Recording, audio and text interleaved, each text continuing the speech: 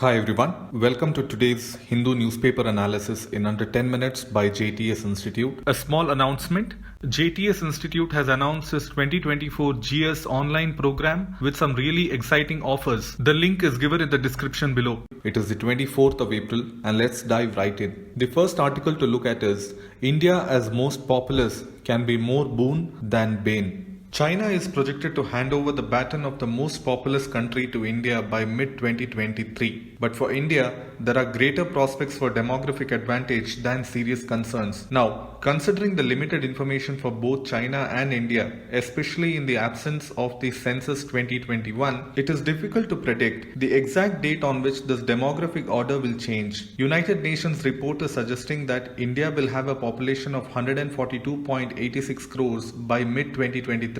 Which is 2.9 million higher than China's population of 142.57 crores. A few days back, I had discussed with you about this population change in both the countries and how it is going to affect and how you are supposed to learn exactly what are the negatives of non-sustainable population growth. I had particularly mentioned that you should be aware about what a sustainable growth is, how we are supposed to have a population growth, how are we supposed to look at the sectors and so on. This article is also giving you a similar idea on what I had mentioned a few days back. For example, there are 4 key mechanisms that translate a demographic bonus to economic dividend. They are employment, education and skills, health conditions and governance. Employment or job creation is an important mechanism to translate demographic bonus into economic dividend. If India is able to generate sufficient and quality jobs for its bulging working age population, the realization of demographic dividend will definitely become a reality. The same goes for education, skill generation and so on. So what happens is that even with ensuring a healthy lifespan by preventing diseases and disabilities,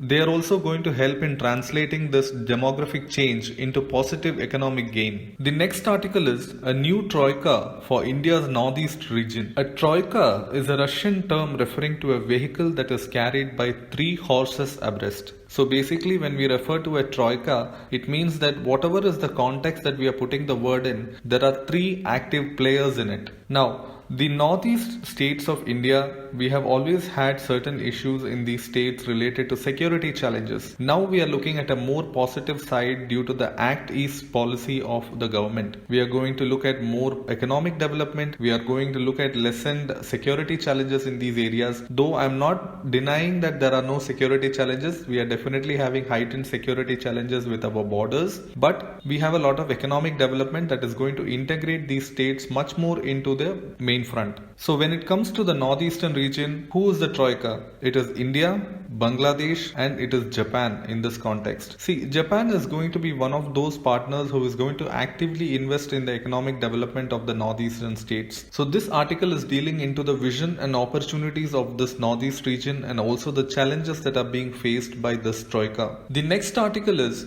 Russia's oil imports to India rises further. Trade deficit balloons. India accounts for more than 70% of seaborne supplies of the grade so far this month and China for about 20%. In February 2023, Russia surpassed Saudi Arabia to become the second biggest exporter of crude oil to India in financial year 2023. Iraq continued to retain the top spot, though the gap is closing fast. In the 4-month period between November 2022 and February 2023, Russia took over the top spot, while the shares of Saudi Arabia and Iraq in India's oil imports are fast decreasing. I have added this particular article as a must read because this is going to be an example to be mentioned in your answers when it comes to India-Russia relations. It can be about economic answers, it can be about security challenges, it can be about any other political answers that needs to be given in terms of India and Russia. The last article for today to look at is how can a juvenile be tried as an adult in court? The National Commission for Protection of Children (NCPCR) has recently issued guidelines for conducting a preliminary assessment by the Juvenile Justice Board under Section 15 of the Juvenile Justice Act 2015. This preliminary assessment is to ascertain whether a juvenile can be tried as an adult. Replacing the Juvenile Justice Act of 2000, The 2015 Act for the first time provided for trying juveniles in the age groups of 16 to 18 as adults in cases of heinous offences. Currently, the Act has categorized the offences committed by children into three categories. They are petty offences, serious offences and heinous offences. This is a very important topic for every UPSC aspirant and even more important in interviews for those aspirants who are going to choose Indian Police Service as their first choice in UPSC. So, you must have a clear understanding of what is the National Commission for Protection of Children, what is the Juvenile Justice Board, what is the Juvenile Justice Act. You must also have a clear understanding of what is your viewpoint in terms of trying children as adults in terms of heinous crimes, and also be ready to critically analyze your own point.